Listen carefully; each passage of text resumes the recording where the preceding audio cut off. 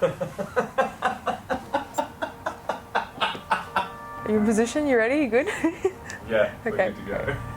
So last week, Stefan spoke about mindfulness, and this week I'm going to talk you guys through mindset. So mindfulness and mindset, they kind of go hand in hand. You need to become more mindful about the things that you do and why you actually do them before you can start to shift your mindset, which is exactly what Be More You is about. It's about shifting your mindset and implementing more mindful practices in your everyday life. So first things first, what is mindset? If we asked Google, it would say that the definition of mindset is the established set of attitudes held by someone. If you looked at mindset like a jigsaw puzzle, you'd see that it's made up of a lot of tiny pieces. Sometimes there's pieces that are missing, sometimes we try to force pieces that don't fit, some pieces are lessons, while others are experiences and opportunities. See, biology will give you a brain, but life experiences will give you a mind. So when you start to implement mindfulness practices into your life every single day, life doesn't get easier, but you just get better at handling situations and the information that comes at you. What mindfulness does for your mindset is it creates space. That space is where you get to sit when you're faced with a problem before you reach the conclusion or solution. At the end of the day, information is neutral. Our response is not. The space in between the information and our perception is filled with narratives, past experiences, generational traumas, expectations, and insecurities. And a whole bunch of other shit that's not actually ours to hold on to. That space is where stillness pauses the narratives and lets us see things a lot clearer. When we forget to live in the present, we find ourselves either living in the past or too far into the future. The past is distorted.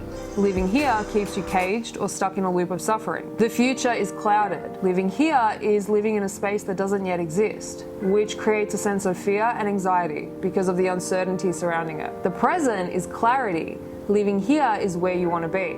But here's the thing, you don't always need to center in the present. There's value in healthy awareness of your past and also the future. Key word there is healthy. Stories of the past and the future projections carry negative emotions with them. The reframing that occurs when you come back to the present is where awareness plays a big part in the shift in your mindset. It's not so much about shutting out the past or the future completely.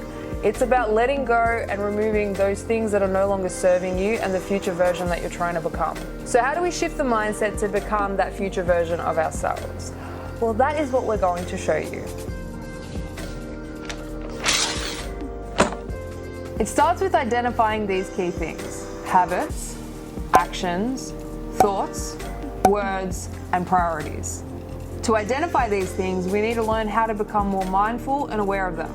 And that starts with implementing practices like meditation, breathing, movement, and finding your flow states, which Stefan's going to talk about more in the coming weeks. These practices ultimately give you a sense of stillness while being present and centered in the now, where you can make decisions with complete clarity. Reframing and reprogramming your mindset to serve that highest version of yourself is a lot of inner work, and it's inner work that never really ends. We're not like school projects, so we need to stop treating ourselves like one, and instead of looking at due dates, start looking at the long-term plan. One where we're not living in fear, one where we're showing up to our lives at 100%, one where we're living life by our own standards. If you looked at the inner work journey like this graph, it'd look a little something like this. Notice anything? Healing, growing, and becoming is not a linear process. It's hard, confusing, and really ugly at times. But isn't that what makes it worth it in the end? So over the coming weeks and months, we're going to be showing you...